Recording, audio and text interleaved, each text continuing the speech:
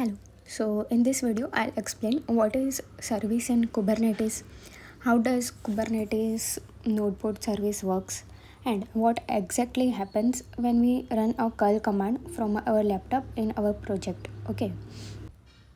So first I'll explain what service is not. Service is not a process. Service is not a container. Service does not run the code. A Kubernetes service is a set of networking rules, a rule that says traffic for this service should go to these pods. Every service has a cluster IP. So, what happens when we create a service? So, when we create a service, Kubernetes assigns a cluster IP to the service. The cluster IP is a stable internal entry point for the service. So when we do kubectl get service, we can see that system monitor service is created. The type of service is a node port.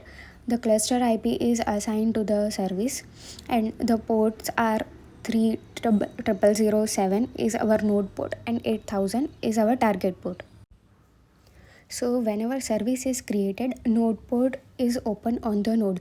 Suppose here node port 3007 is open on the node. So when service is created, if packet arrives at node and at port 0007, then it forwards it to the service. This rule lives inside the node, and this what a service does. So traffic is accepted at the node port 3007, then it is sent to the service, and where we have a cluster IP and port 8000. So the service selects a pod from the mentioned selector, and from the pod receives the traffic on port 8000, which is same as we mentioned in our Docker file. So node port is the only entry door for this, nothing else.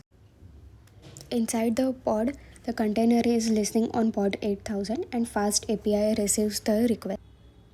Also here, so what is an endpoint? So an endpoint is a list of pod IPs that service can send traffic.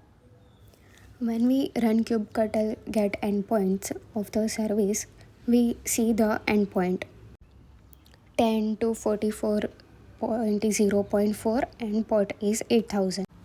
So it says that the service currently forwards traffic to this pod. So one important note is that cluster IP is not a real machine. No processing is listening on it. It's a virtual IP managed by Kubernetes. So the real IP is inside the cluster. So our fast API is listening on our endpoint of the pod, and then our port 8000. So it is listening on 10.240.0.12 and 8000 port. So Kubernetes does this internally. It picks one of the pod from the list and forward the traffic to the pod's IP and pod. So the service does not run code, service does not terminate connections. It only installs routing rules, IP tables and IPVs. Think of it as a smart traffic director. And about the endpoints, endpoints are never created manually. Kubernetes does this automatically. It serves as a selector, so Kubernetes finds its pod with the labels, and it builds the endpoint list. If replica is not one and there are more than one pods, so Kubernetes finds the pod according to the round robin fashion. So basically, why endpoints matter? Endpoints answers this question: where will my traffic actually go?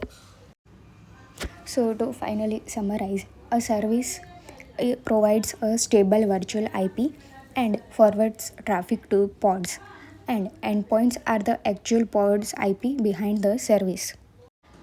So the finally traffic flows in this way.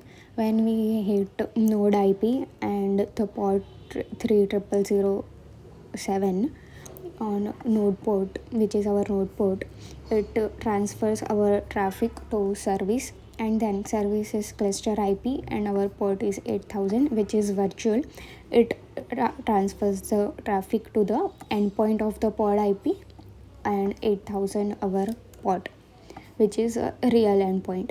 And then our container receives traffic on 8000 pod. So if we run the command kubectl get pod wide, we get the pod IP here, which is 10.244.0.4, which is the endpoint of the pod service is using, and port is 8000, where we are transferring the traffic to, and it is received by the container.